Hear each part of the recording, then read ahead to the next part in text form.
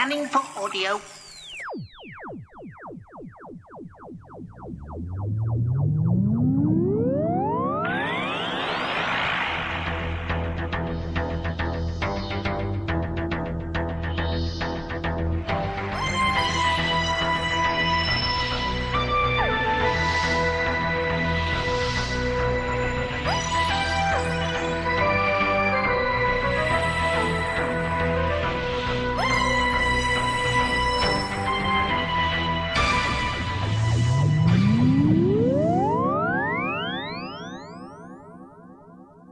Welcome to a Tin Dog podcast, as I promised last time, talking about Mistfall.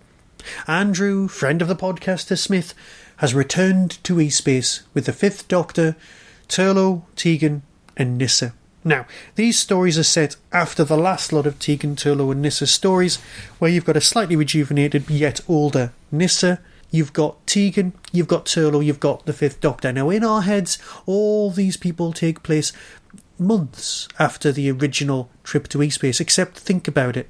You don't have Adric, you don't have Romana, and the Doctor is a different person.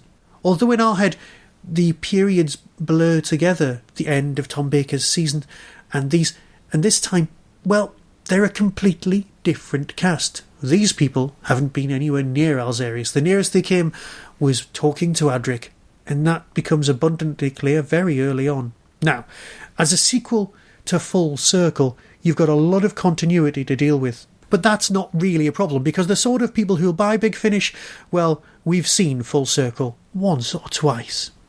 You've got a brilliant TARDIS crew in the shape of these 4 people. It lets you split the narratives. To be honest, the full TARDIS, which was always an issue on TV, works so well when it comes to Big Finish, because you can split the teams up into teams of 2, which means they get to talk to each other and describe what's happening, and it just pans out beautifully. Such a thing wouldn't work as well on TV. You'd have to introduce one of the locals, and you still have locals dealing or interacting with these people. Now, it could be argued that this story is Doctor Who does Avatar for someone who has, say, no imagination. Hello, putting my hand up there. Andrew Smith is a brilliant writer. I don't understand how a man could have 2 successful careers in his life, but this guy obviously has, and it's working so well. But now that he can concentrate almost exclusively on his home life and on Big Finish and writing and fun, apart from appearing on every single podcast in the world, except this one. Where are you, Andrew? Join me. No, seriously. The standard of writing just increases and gets better. This is, of course, his own sandbox.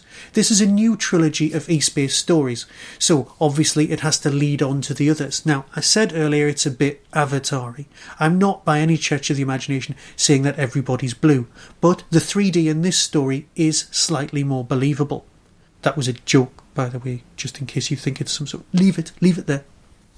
The descendants of the original Starliner have returned to Alzarius from their new planet, New Alzarius, because obviously the Deciders are people of such imagination.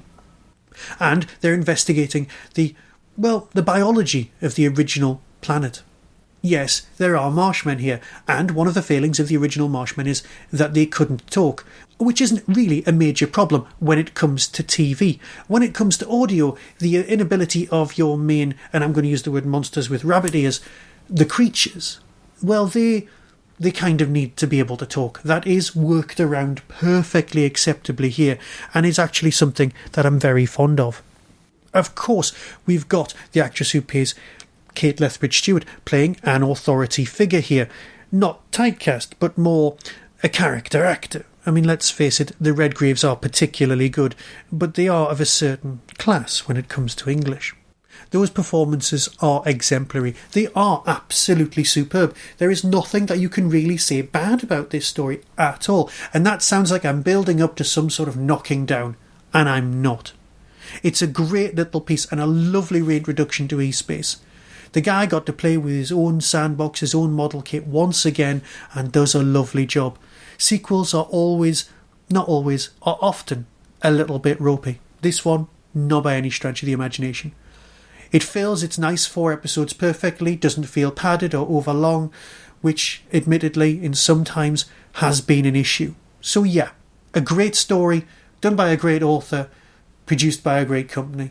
No problems here. Go for it, listen to the trailer, make up your own mind. Until next time, be seeing you. Coming soon from Big Finish Productions. Doctor Who. Mistfall. Doctor? What is this? I think I know, but it can't We're on your home planet. be. No, we're not on Gallifrey. Then where are we? We're on Alzarius. Adric often talked about how the ecology of Alzarius changed every 50 years or so. Mistfall. He told you about that. Enough that I think we need to be sure it isn't going to happen anytime soon. We mean you no harm, but you need to get your people out of the water. It's dangerous! Huh? Really? There are creatures in that marsh dormant, but if you disturb the Creatures? You mean the Marshmen? Our instruments are picking up low-level seismic activity in pockets all across the planet. Seismic activity like an earthquake? It's not an earthquake, is it, Decider? Mistfall is coming. Someone please! Get me out of here! And the Marshmen will awaken. But they're magnificent! Look at them! Oh! Spider! Drop it! Drop it! If they wake up, are you sure this glass is strong enough to contain them? Because you had better be very sure. He's attacking the instruments! We have to go. Come on, everyone, run! Subscribers get more at bigfinish.com.